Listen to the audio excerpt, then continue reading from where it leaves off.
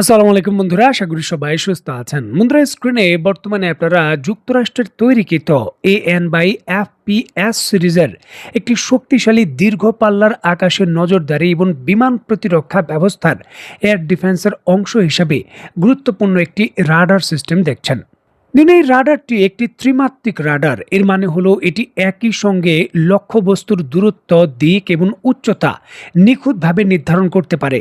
দেখুন, এসা ব্যান্ড প্রযুক্তির এই রাডার সিস্টেমটি 1215 থেকে 1400 মেগাহার্টজ যে ফ্রিকোয়েন্সি রয়েছে তাতে কাজ করে।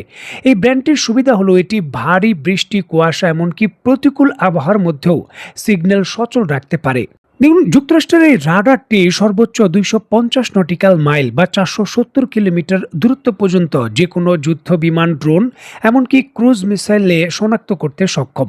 এর উচ্চতা বলা হয় যে ভূপৃষ্ঠ থেকে প্রায় 1,00,000 ফুট উচ্চতা পর্যন্ত লক্ষ্য বস্তুর উপর সে নজরদারি করতে পারে। সুতরাং ব্যালিস্টিক মিসাইলের ক্ষেত্রে প্রবেশ করা অনেকটা কঠিন এর নজরদারি ফাঁকি দিয়ে। দেখুন, এই রাডার সিস্টেমটির যেই পেন্সিল বিম আকৃতি রয়েছে, এর কারণে এটি উঁচু পাহাড়ি এলাকায় বসেও নিচের উপত্যকা বা নিচু দিয়ে উড়ে আসা বিমানকে সহজে শনাক্ত করতে পারে। দেখুন, শত্রুপক্ষের ইলেকট্রনিক যুদ্ধ বা জ্যামিং করার প্রচেষ্টাকে ব্যর্থ করতে এটিতে আলাদা প্রায় 18টি চ্যানেল সক্রিয়ভাবে ফ্রিকোয়েন্সি পরিবর্তন করতে পারে। মানে একটি জ্যাম করে দেবেন, আরেকটি অটোমেটিকলি তার ফ্রিকোয়েন্সি পরিবর্তন করে কাজ করবে। এই ধরনের 18টি ফ্রিকোয়েন্সি স্বয়ংক্রিয়ভাবেই তার টার্গেটকে শনাক্তের কাজ করে। এই রাডার ব্যবস্থাটি পরিচালনার জন্য সার্বক্ষণিক মানুষের উপস্থিতির প্রয়োজন হয় না। এটি স্বয়ংক্রিয়ভাবে কাজ করতে পারে এবং দূরবর্তী কমান্ড সেন্টার থেকে এটি নিয়ন্ত্রণ করা যায়। মানে আমেরিকায় বসে থেকেই মধ্যপ্রাচ্যের ভেতর এটি পরিচালনা করা যাবে, কোনো সমস্যা নেই। দেখুন, ইরানের বিরুদ্ধে যুদ্ধে এই রাডার সিস্টেমটি যুক্তরাষ্ট্রের অন্যতম গুরুত্বপূর্ণ লাইফ লাইন হিসাবে বর্তমানে কাজ করছিল। দেখুন, মধ্যপ্রাচ্যের সংযুক্ত আরব আমিরাত, সৌদি আরব, বিশেষ করে বাহরাইন এবং কুয়েতের ভেতরে থাকা শক্তিশালী রাডার সিস্টেমগুলো ইরান পূর্বে হামলা করেই ধ্বংস করে দিয়েছে। তবে এই রাডারটি ছিল ওমানের ভেতর। ওমানের সঙ্গে ইরানের একটা সুসম্পর্ক রয়েছে এবং যুক্তরাষ্ট্র এবং ইরানের মধ্যে যুদ্ধকালীন মধ্যস্থতাও করেছে ওমান। এবং ওমানের ভূখণ্ড ব্যবহার করে ইরানের বিরুদ্ধে হামলা হয়েছে, এই ধরনের অভিযোগ কম, যার জন্য ওমানের ভেতর থাকা এই রাডারটিকে ইরান আক্রমণ করেনি। তবে নতুন করে গতকালকে ওমানের ভেতরে থাকা যুক্তরাষ্ট্রের প্রায় শেষ পর্যায়ের এই একমাত্র যে রাডার সিস্টেম রয়েছে সেখানেও ইরান হামলা করেছে। অত্যন্ত গুরুত্বপূর্ণ এই বিষয়টিকে কেন্দ্র করে স্ক্রিনে নিশ্চয়ই আপনারা দেখতে পাচ্ছেন the middle East Eye, the Times of Israel এবং ইরানের বিখ্যাত যে তাদের নিজস্ব আধা সরকারি সংবাদ মাধ্যম রয়েছে তাসনিম নিউজ। এই সকল সংবাদ মাধ্যম নিশ্চিত করছে ওমানের ভেতরে থাকা অত্যন্ত গুরুত্বপূর্ণ এই রাডার সিস্টেমে ইরান তার যে ক্রুজ মিসাইল রয়েছে এবং ড্রোন রয়েছে তা দিয়ে আঘাত করেছে এবং রাডারটিকে সম্পূর্ণভাবে অকেজো করে দিয়েছে, যেটি যুক্তরাষ্ট্রের স্ট্র্যাটেজিকভাবে অন্যতম বড় একটি ক্ষতি হিসাবে দেখা হচ্ছে।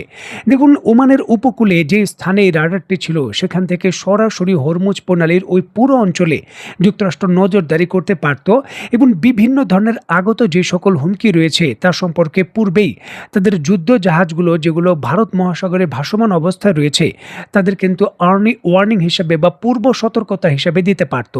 তবে এই নতুন করে হামলা এবং এই রাডার সিস্টেমটি ধ্বংসের কারণে বলতে পারেন ওই অঞ্চলে যুক্তরাষ্ট্রের যে দৃষ্টিসীমা রয়েছে সেটা অনেকটাই সীমিত হয়ে গেল। দেখুন, ইরানের পক্ষ থেকে ওমানের ভেতর বলতে পারেন প্রথমবারের মতো যুক্তরাষ্ট্রের এই রাডারে শুধু হামলা নয়, অন্যান্য উপসাগরীয় দেশ কুয়েত, কাতার এবং জর্ডান সহ আরও কয়েকটি দেশে হামলার ঘটনা ঘটেছে। গতকাল রাতে কুয়েতের ভেতর এবং বাহরাইনের যে পঞ্চম নৌবহর রয়েছে সেখানে বড় ধরনের হামলার খবর পাওয়া গেছে এবং যেমনটা জানা যাচ্ছে 2টি হিমার্স মাল্টিপল রকেট লঞ্চার সিস্টেমের ইউনিট। এছাড়াও বাহরাইনের পঞ্চম নৌবহর থেকে যুক্তরাষ্ট্রের বিভিন্ন যুদ্ধ জাহাজকে তেল পরিবহন করার জন্য বা তেল সাপ্লাই দেওয়ার জন্য যে প্রধান টার্মিনাল রয়েছে সেটিকেও ক্ষতিগ্রস্ত করতে পেরেছে ইরান। আইআরজিসির পক্ষ থেকে এমনটা দাবি করা হচ্ছে।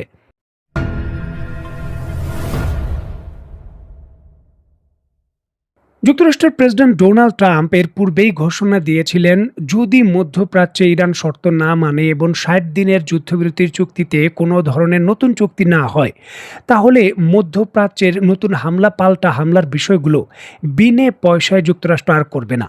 যুক্তরাষ্ট্র মধ্যপ্রাচ্যের উপসাগরীয় দেশগুলোর পক্ষ থেকে নিজেকে গার্জিয়ান হিসাবে ঘোষণা করবে এবং নিজের পক্ষ থেকে এই লড়াইটা করবে। বিনিময়ে উপসাগরীয় দেশগুলো 1 বছরে যত তেল রপ্তানি করে তার 20 20% যে আয় রয়েছে বা 20% যে মূল্য রয়েছে তা যুক্তরাষ্ট্রকে দিতে হবে।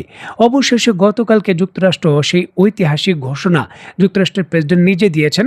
মধ্যপ্রাচ্যের গার্জিয়ান হিসাবে তিনি টোল আদায়ের ঘোষণা দিয়েছেন।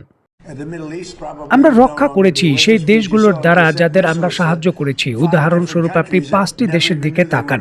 আপনার আছে সৌদি আরব, সংযুক্ত আরব আমিরাত, কাতার, বাহরাইন প্রসঙ্গ অন্য দেশগুলোও আছে, কুয়েত আছে, আরো অনেক আছে এবং তারা খুব ভালো করবে এবং আমরা এটা মেনে নেব না। হ্যাঁ, আমি ক্ষতিপূরণ, কারণ আমরা বিশ্বের অত্যন্ত ধনী একটি অঞ্চলকে রক্ষা করছি, আমরা অর্থ ব্যয় করছি, তাই আমরা যা করেছি তা হলো সুরক্ষার জন্য আমাদের ক্ষতিপূরণ দিতে হবে। কিন্তু আমরা মনে করি এটা উপযুক্ত যে আমাদের তাদের প্রয়োজন নেই। আপনারা জানেন বিশ্বের অন্যান্য যে কোনো দেশের চেয়ে আমাদের বেশি তেল আছে। যখন আপনি ভেনেজুয়েলাকে যুক্ত করবেন, যা অবিশ্বাস্য, আপনি যখন যেখানে প্রচুর তেল রয়েছে আমরা নিয়ন্ত্রণ করি, যখন আমি ভেনেজুয়েলা এবং আমাদের কাছে যা আছে তা যোগ করবেন, তখন বিশ্বের মোট তেলের 50% বেশি সরবরাহ আমাদের কাছে থাকবে।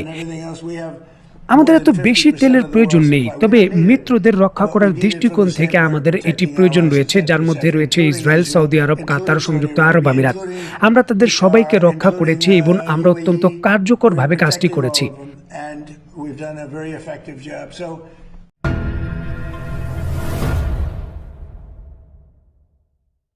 দেখুন, মধ্যপ্রাচ্যের অভিভাবক হিসাবে নিজেকে ঘোষণা করেছে যুক্তরাষ্ট্র। টেকনিক্যালভাবে যে পরিমাণ অর্থ তারা আদায় করতে চায়, তার বিভিন্ন ধরনের দর কষাকষি বা তার যে কূটনীতিক প্রভাব রয়েছে সেটা বাস্তবায়ন হয়তো শুরু হয়ে যাবে। আর এমতো অবস্থায় কিন্তু আন্তর্জাতিক বিশ্লেষকরা একটি গল্পের কথা বলছেন, সেটি হলো খাল কেটে কুমির আনা।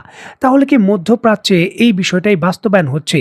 দেখুন, কয়েক মাস পূর্বে ইরানের বিরুদ্ধে যখন আনুষ্ঠানিক সামরিক অভিযান শুরু করা হয়, অভিযোগ রয়েছে মধ্যপ্রাচ্যের কয়েকটি প্রভাবশালী দেশ ইসরায়েলের সঙ্গে সঙ্গে ইরানের বিরুদ্ধে যুক্তরাষ্ট্রকে সামরিক হামলা করতে প্রভাবিত করেছিল। এমনকি তারা তাদের লজিস্টিক সাপোর্ট, অর্থ এবং বহু যে টেকনিক্যাল বিভিন্ন ধরনের সহযোগিতা রয়েছে যুক্তরাষ্ট্রকে করেছিল মধ্যপ্রাচ্যে ডেকে এনে ইরানের বিরুদ্ধে হামলা করার জন্য। এই বিষয়ে অভিযোগ রয়েছে, যদিও দেশগুলো স্বীকার করেনি এবং দেশগুলো কখনোই এটা বলছে না যে তারা যুক্তরাষ্ট্রকে ইরানের বিরুদ্ধে পদক্ষেপ নিতে বলেছে। তবে কয়েকটি দেশের বিরুদ্ধে সুনির্দিষ্ট অভিযোগ রয়েছে। এখন যুক্তরাষ্ট্রকে ইরানের বিরুদ্ধে এইভাবে মিশনে ডেকে এনে বা এইভাবে যে ইরানের বিরুদ্ধে পদক্ষেপ সেখানে ডেকে আনার পর ইরানের যে উত্থান হয়েছে এবং এর পরিপ্রেক্ষিতে যুক্তরাষ্ট্র স্ট্র্যাটেজিকভাবে আজকে যে সিদ্ধান্ত নিল অভিভাবক হিসাবে ঘোষণা করে 20% টোল আদায়, মানে যা আয় হবে তার 20% টোল আদায়, যদি এটার কম বেশি হতে পারে সুনির্দিষ্ট নয়, ধরুন যেই পরিমাণেই হোক, এটি কি তাহলে ইরানকে চাপে রাখার ক্ষেত্রে নিজেরাই চাপে পড়া নয়? কারণ পূর্বে কিন্তু তারা বাধ্য ছিল অনেকটা ডলারের বিপরীতে তেল বিক্রি করার জন্য। আর এখন নতুন করে সামরিক স্ট্র্যাটেজিতে মধ্যপ্রাচ্যের দেশগুলো তাদের তেল বিক্রির একটা উল্লেখযোগ্য অর্থ নিরাপত্তার নাম করে যুক্তরাষ্ট্রকে দিতে হবে, এই প্রক্রিয়া শুরু হয়েছে। যদি যুদ্ধ থেমেও যায়, সেটি আরও কত বছরের জন্য যুক্তরাষ্ট্রের এই স্ট্র্যাটেজি কার্যকর থাকবে সেটিও প্রশ্ন।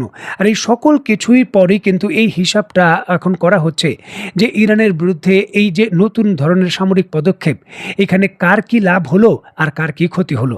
তো বন্ধুরা, অত্যন্ত গুরুত্বপূর্ণ বিষয়গুলোকে কেন্দ্র করে আপনার ব্যক্তিগত যে বিশ্লেষণ রয়েছে অবশ্যই কমেন্ট বক্সে লিখবেন।